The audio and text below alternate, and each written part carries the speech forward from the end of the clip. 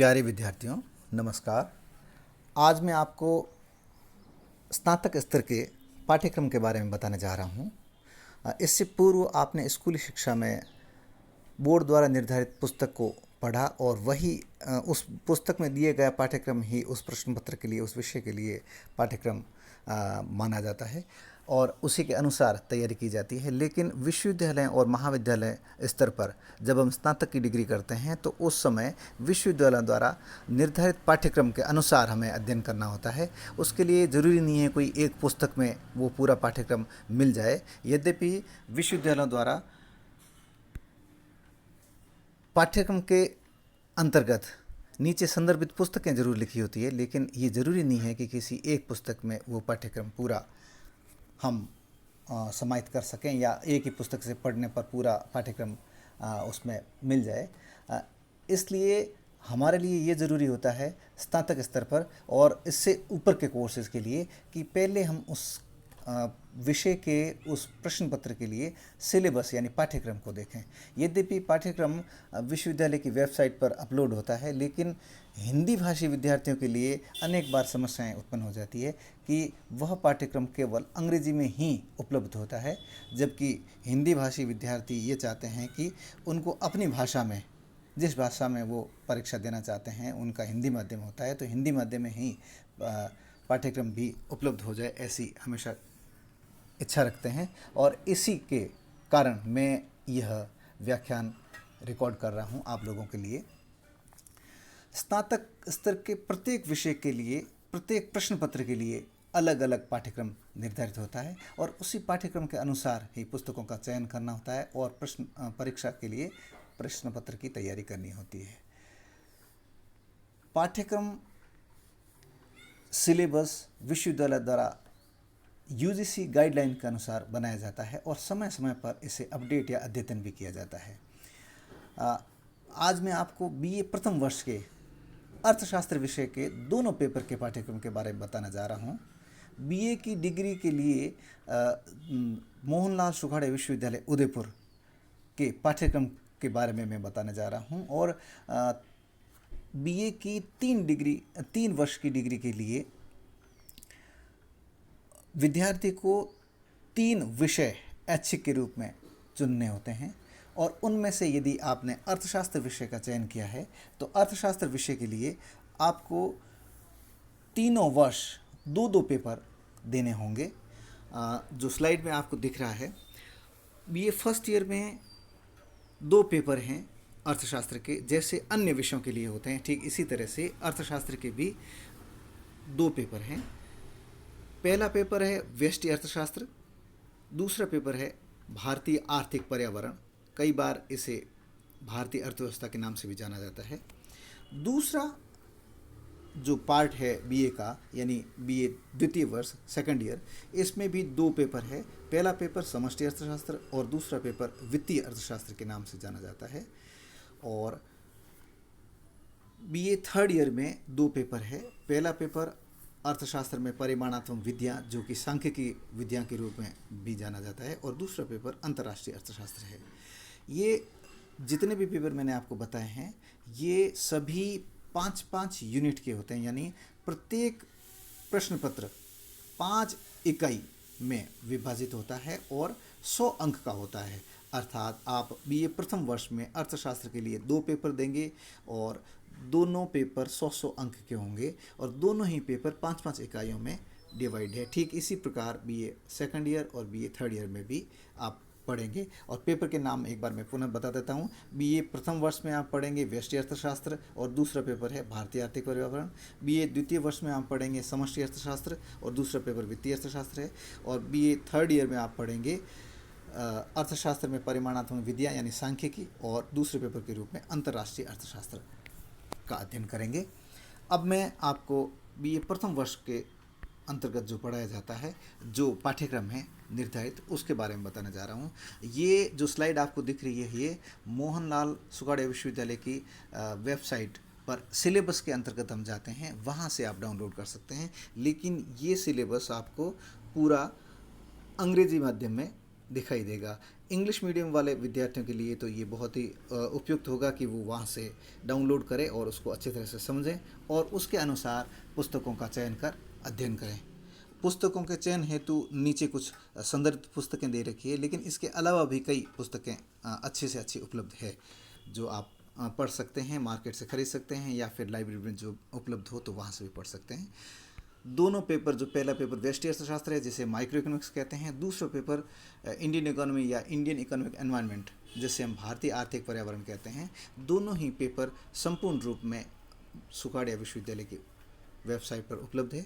लेकिन हिंदी भाषी विद्यार्थियों के लिए मैं आपको ये हिंदी में बताने जा रहा हूँ।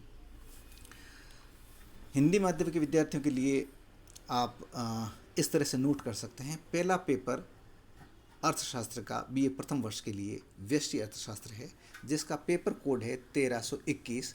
इसे अभी 2019-20 में ही अपडेट किया गया है, इसलिए यह पेपर आपको कुछ वर्षों के लिए यही रहेगा। यद्यपि कुछ वर्षों पश्चात पुनः अद्यतन किया जाता है। जब भी अद्यतन किया जाएगा यूनिवर्सिटी अपनी वेबसाइट में इसको अपलोड कर देगी, लेकिन फ़िलहाल 2019-20, 20-21, 21-22 के लिए यही पाठ्यक्रम रहेगा। पहली इकाई यानी फर्स्ट यूनिट है अर्थशास्त्र का परिचय। मैं इसको शॉर्ट में बता दूं एक बार, उसके बाद मैं इसको पूरा संपूर्ण बताने जा रहा हूं। व्यष्टि अर्थशास्त्र 5 इकाइयों में विभाजित है। पहला है अर्थशास्त्र के परिचय से संबंधित, जिसमें आप इसकी अर्थ परिभाषाएं पढ़ेंगे, इसकी प्रकृति पढ़ेंगे। दूसरा उपभोक्ता के व्यवहार से संबंधित है। दूसरा यूनिट उपभोक्ता के व्यवहार से संबंधित है जो कि उपयोगिता विश्लेषण, मांग का नियम आदि के बारे में बताता है। तीसरा है उत्पादक का व्यवहार जो उत्पादन, फलन, लागतों के बारे में बताता है। और चौथा यूनिट बाजार के स्वरूप के रूप में होता है जो कि पूर्ण प्रतियोगिता, एकाधिकार आदि के बाजार के अलग स्वरूपों के बारे में बताता है।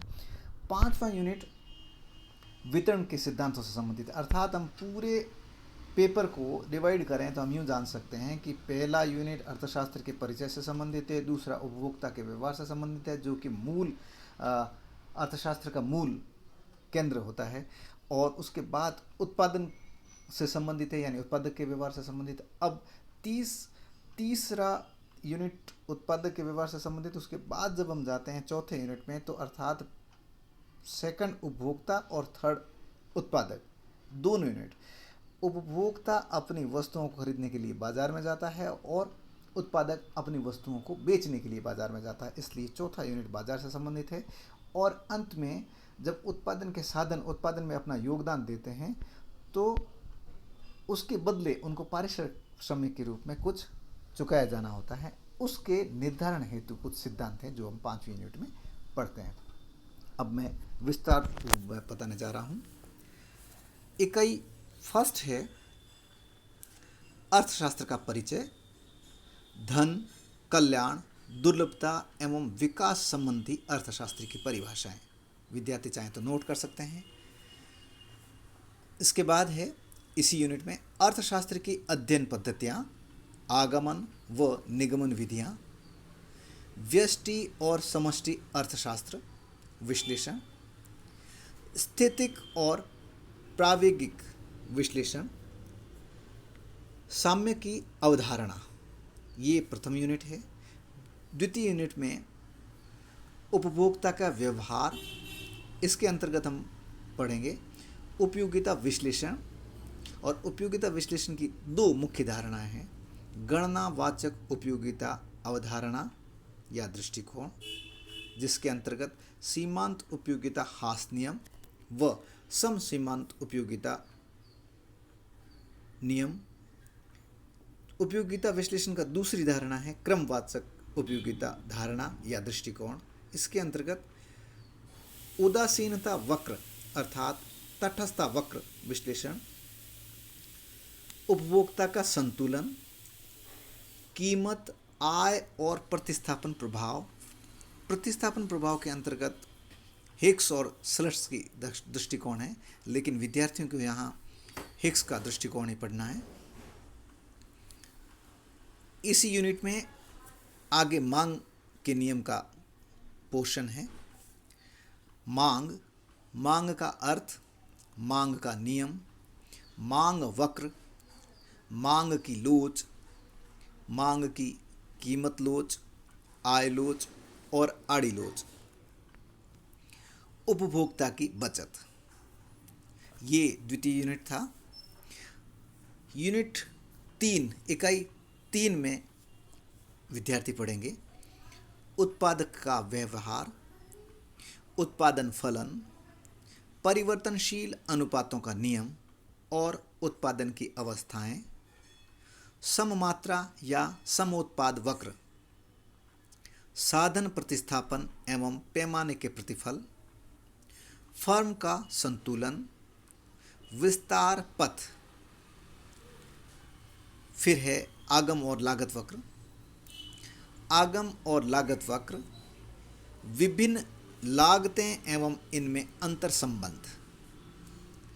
इकाई 4, बाजार के स्वरूप एवं वस्तु की कीमत निर्धारण, बाजार के प्रकार, बाजारों के प्रकार के अंतर्गत पूर्ण प्रतियोगिता, अपूर्ण प्रतियोगिता, एकाधिकार। पूर्ण प्रतियोगिता के अंतर्गत हम पढ़ेंगे पूर्ण प्रतियोगिता की विशेषताएं, पूर्ण प्रतियोगिता के अंतर्गत साम्य, साम्य कीमत और मात्रा का निर्धारण। फिर एकाधिकार बाजार को पढ़ा जाएगा। एकाधिकारी बाजार, इसकी विशेषताएं, एकाधिकारी बाजार के अंतर्गत साम्य, साम्य कीमत व मात्रा का निर्धारण। कीमत विभेद, इसके बाद एकाधिकारात्मक प्रतियोगिता, इसकी विशेषताएं और साम्य कीमत व मात्रा का निर्धारण।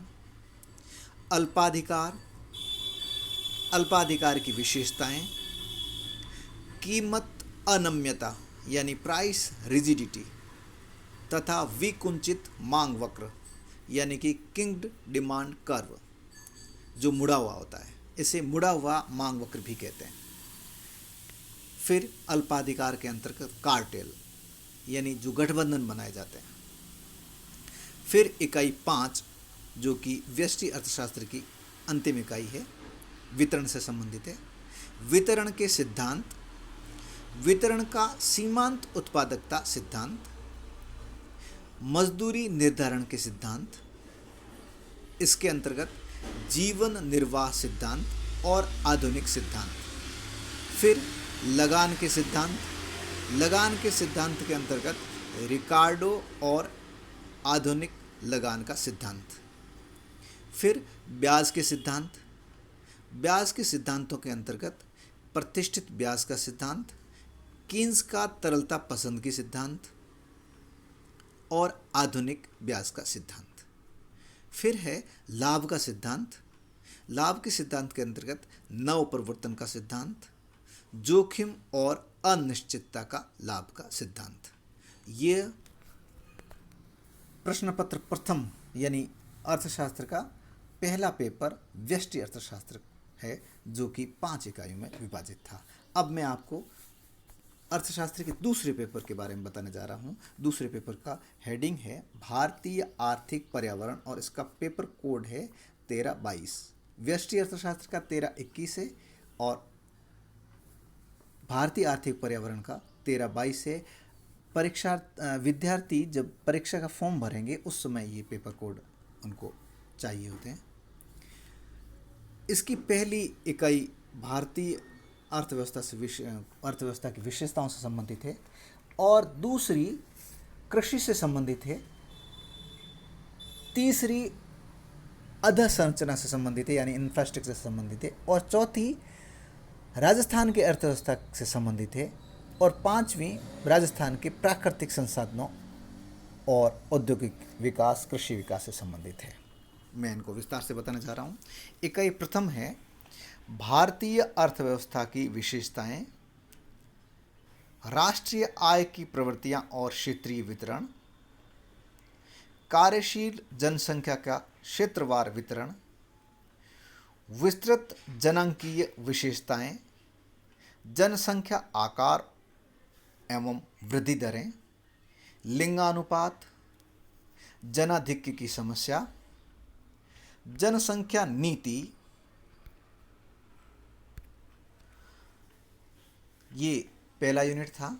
दूसरी यूनिट यानी इकाई द्वितीय, कृषि की प्रकृति व महत्व, कृषिगत उत्पादन एवं उत्पादकता की प्रवृत्तियाँ, हरित क्रांति और द्वितीय हरित क्रांति की आवश्यकता, कृषिगत बाजार, कृषिगत कीमत नीति और न्यूनतम समर्थन मूल्य, कृषि विकास हेतु सरकार द्वारा किए गए उपाय, आर्थिक सुधारों से पूर्व और सुधारों के दौरान औद्योगिक विकास की प्रवृत्तियाँ, लघु पैमाने के उद्योगों का विकास एवं लघु पैमाने के उद्योगों की समस्याएं, 1956, 1991 और वर्तमान औद्योगिक नीति। इकाई 3, आर्थिक अधोसंरचना यानी इकोनॉमिक इंफ्रास्ट्रक्चर, परिवहन, ऊर्जा एवं संचार। भारतीय अर्थव्यवस्था की मुख्य समस्याएं निर्धनता, असमानता और बेरोजगारी। इन समस्याओं की प्रवृत्तियां और इन्हें दूर करने के लिए सरकार द्वारा उठाए गए कदम, भारत में आर्थिक नियोजन, पंचवर्षीय योजनाओं की अवधारणा, नीति आयोग का स्वरूप और आयोजना।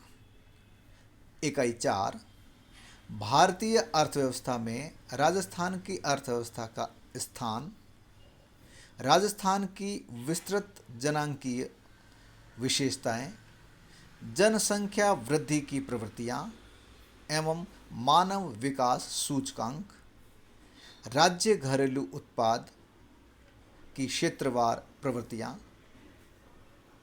क्षेत्रवार कार्यशील जनसंख्या, कृषिगत और औद्योगिक उत्पादन की प्रवृत्तियां, राजस्थान में पर्यटन विकास। इकाई 5, प्राकृतिक संसाधन नीति, भूमि, जल, खनिज और पशु संपदा, आर्थिक अधोसंरचना, ऊर्जा, सड़क परिवहन, औद्योगिक वित्त, रीको, आरएफसी, राजसी। प्रमुख समस्याएं निर्धनता व बेकारी की समस्या, अकाल व सूखा की प्रवृत्तियां। इन सब समस्याओं के पार पाने के सरकारी उपाय, राजस्थान में जनजातीय विकास योजनाएं। ये थी विस्तृत विवरण भारतीय आर्थिक पर्यावरण प्रश्न पत्र का। विद्यार्थियों, आज मैंने इस व्याख्यान में आपको पाठ्यक्रम से संबंधित कुछ बातें बताई और अर्थशास्त्र के विद्यार्थियों के लिए बीए प्रथम वर्ष के दोनों प्रश्न पत्रों का पाठ्यक्रम विस्तार रूप में समझाया। अगले व्याख्यान में मैं द्वितीय वर्ष के विद्यार्थियों के लिए दोनों प्रश्न पत्रों के बारे में बताने जा रहा हूँ। धन्यवाद।